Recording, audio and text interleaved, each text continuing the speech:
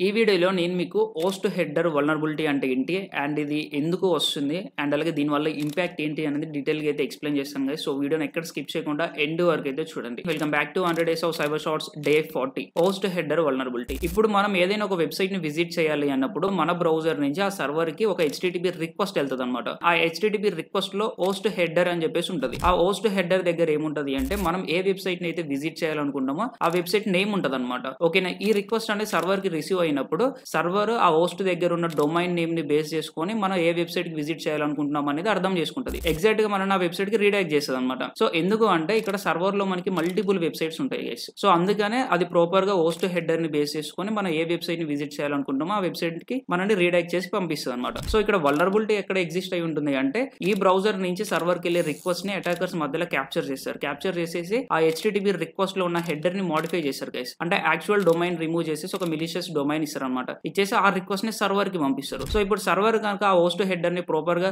Validate చేయలేకపోతే ఆ attacker modify చేసిన వెబ్సైట్ కి రీడైరెక్ట్ చేస్తుంది అన్నమాట. అసలు యాక్చువల్ ఈ ప్రాబ్లం ఎక్కడి నుంచి వస్తుంది అంటే సెక్యూరిటీ మిస్కాన్ఫిగరేషన్ వల్ల రావచ్చు. అండ్ అలాగే మనకి వైట్ లిస్ట్, బ్లాక్ లిస్ట్ అని చెప్పేసి కాన్సెప్ట్స్ ఉంటాయి అనమాట. సర్వర్ లో హోస్ట్ అవుతున్న వెబ్సైట్స్ వరకే మనం వైట్ లిస్ట్ చేసి పెడితే ఇటువంటి వల్నరబిలిటీస్ అనేవి రావు. ఓకేనా, అలా చేయకపోతే అప్పుడు మనకి ఇటువంటి వచ్చే ఛాన్స్ ఉంటుంది అనమాట. అండ్ అలాగే ఈ యొక్క ఇంపాక్ట్ గురించి ఇంకా క్లియర్ గా అయితే మన ఈ వీడియో డిస్క్రిప్షన్ లో అయితే మెన్షన్ చేశాను. ఒకసారి వెళ్ళి చెక్అౌట్ చేయండి గైస్. ఐ హోప్ మీకు క్లియర్ గా అర్థమైంది అనుకుంటున్నాను. Thank you.